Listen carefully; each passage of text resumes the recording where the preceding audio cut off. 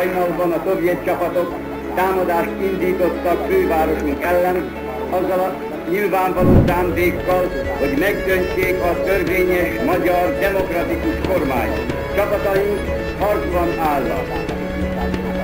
A kormány a helyén van. Ezt közlöm az ország népével és a világ közvéleményével. Peace in the valley. Here is Elvis Presley.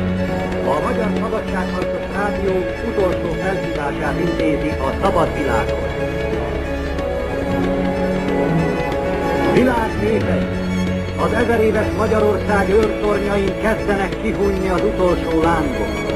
A szovjet hadsereg megpróbál szétszűrni.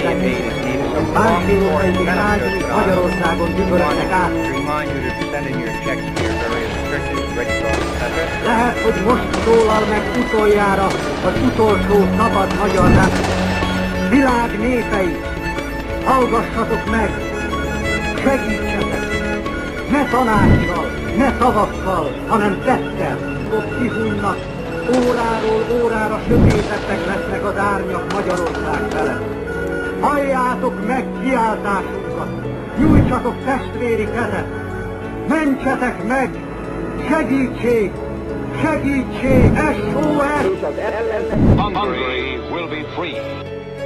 Azokat hősöknek nevezzük örök életben.